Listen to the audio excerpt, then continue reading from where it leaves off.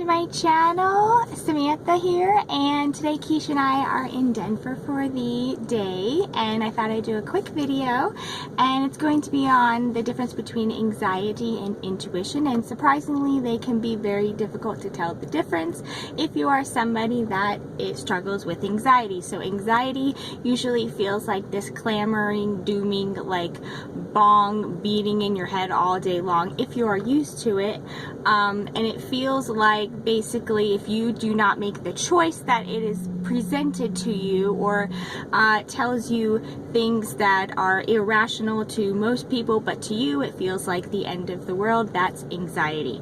It usually feels like a loud noise, or for some people it's like a repeating thought, or and the more you ignore it, the more it gets louder and louder and louder. And so typically for people that understand anxiety, it is sometimes a daily struggle, and I have found that intuition really helps lower the anxiety, because when people that are more intuitive find a place, usually like to stay within their heart space, or it's kind of a place where your intuition is kind of guiding you rather than anxiety. So intuition is different for most people, but for me intuition is a higher self, or it is directly connected to God or source or the universe or whatever you want to call it. It's basically an all-knowing source within yourself. So if you're able to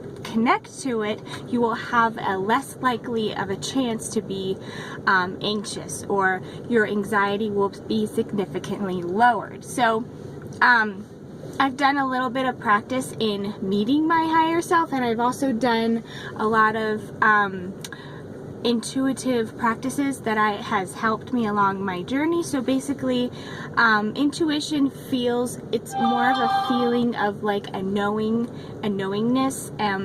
It's very gentle, angelic, like it's more of a friendly reminder, whereas anxiety is like, if you don't do this, you're gonna have a whole catastrophe waiting for you if you don't do this, and I have your best interest at heart, and I'm telling you, if you don't do this, then your whole life's gonna end, or something really chaotic and horrible is going to happen. Whereas intuition is more of, I'm reminding you, or gently letting you know that you might want to do this instead of this, make this decision.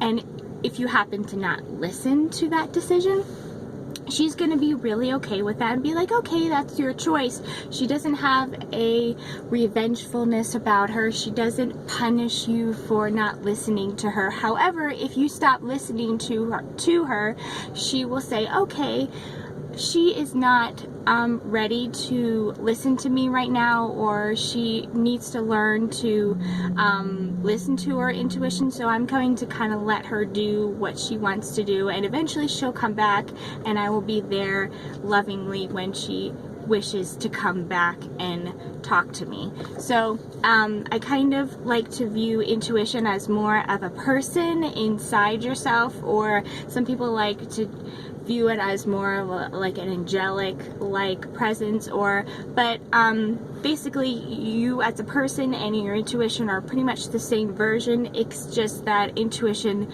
knows a lot more, because they are directly connected to all things, and so that's why when people have an intuitive feeling, it's never wrong. They don't know why, they don't have any direct information, they just know. So typically when anxiety is kind of running the show, he or she likes to say, they'll give like examples as to why you can't do something. I can't get on that plane because this and this.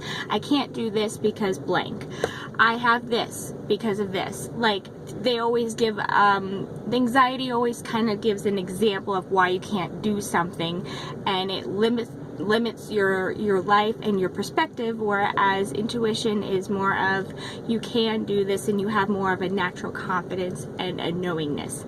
So I hope this video was a little bit encouraging for anybody, and I hope you guys have a wonderful and safe 4th of July, and I will see you soon. Thank you for watching, and bye.